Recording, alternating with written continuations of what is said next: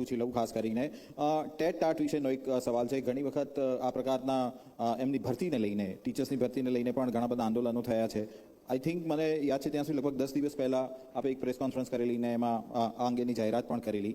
પણ પોર્ટલ પર આ અંગેનું નોટિફિકેશન શા માટે નથી મૂકવામાં આવતું? ખાસ કરીને ભરતી ક્યારે થવાની છે અથવા તો એ અંગેનું નોટિફિકેશન જારી આપણે કેમ નથી કરતા? ટાટ 1 ટાટ 2 7500ની ભરતી કરવા માટેનો સરકારનો નિર્ણય મેં જાહેર કરેલો છે. જી, એટલે એ તો નિશ્ચિત થવાની છે. જી, ટેટ 1 અને ટેટ 2 માટેની પણ ભરતી નિયમો માટેની પ્રક્રિયા પૂરી થયા પછી ચોક્કસ સરકાર એ બાબતની ભરતીઓ પણ કરવાની. એટલે આપણે શિક્ષકો નથી ભરવા એવો વિષય નથી, પરંતુ સાથે સાથે ધોરણ 1થી લઈ અને છેક સુધી આખી જે ટ્રેકિંગ સિસ્ટમ છે એ ટ્રેકિંગ સિસ્ટમમાં વિદ્યાર્થીઓના ઉઘાટ, વિદ્યાર્થીઓનો વધારો, ફાજલ થતા શિક્ષકો, વર્ગખંડની અંદર રહેતા બાળકો, આ બધાનો અભ્યાસ કર્યા પછી આજે માનો કે તમે શિક્ષક વધારે ભરી લીધા, પરંતુ હવે જે રીતે અવેરનેસ વધી છે એમ જનસંખ્યા પણ થોડી કાબૂમાં આવતી જાય છે, બાળકો ભણતા પણ ઓછા થાય.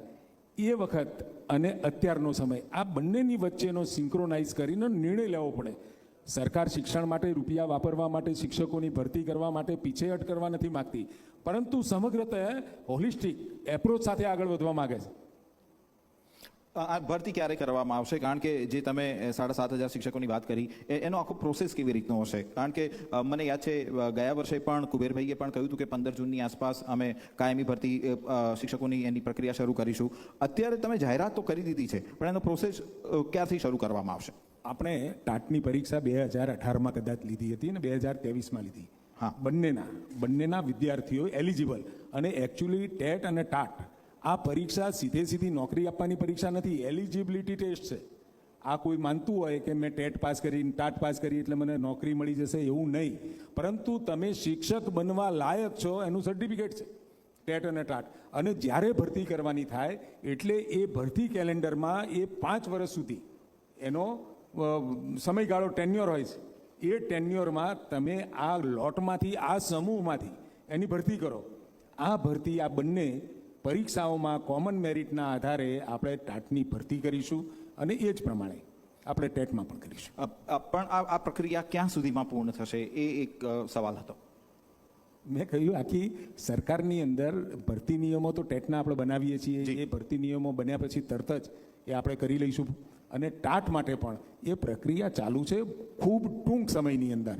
કારણ કે અત્યારે તારીખ આપવી કોઈ નિશ્ચિત બાબત નથી હોતી કે ભાઈ 4મી તારીખે હું અહીંયા ટ્રેન પકડી લઈશ, જે 4મી તારીખે મારો પ્રવાસ નક્કી થઈ ગયો. પરંતુ ક્યાંક પ્લસ માઇનસ દિવસો થાય, પરંતુ ભરતી કરવાનું નક્કી છે. સરકારે ઈરાદો જાહેર કર્યો છે ને 7500 આપણે એ માધ્યમિક અને ઉચ્ચ માધ્યમિક આ બંનેમાં આપણે ભરતી કરવાના છીએ. એ જ રીતે ટેટ ટાટમાં પણ ભરતીના નિયમો આખરી થઈ હતી, જે પણ આપણે ભરતી કરવાના છે. 1 થી 8 ધોરણના શિક્ષકોની જે ખાલી જગ્યાઓ પડેલી છે એની ભરતી અંગેનો રાજ્ય સરકારનો શું પ્લાન છે? શિક્ષણ વિભાગ શું વિચારી રહી છે? મેં કહ્યું કે બંને ટેટ 1, ટેટ 2,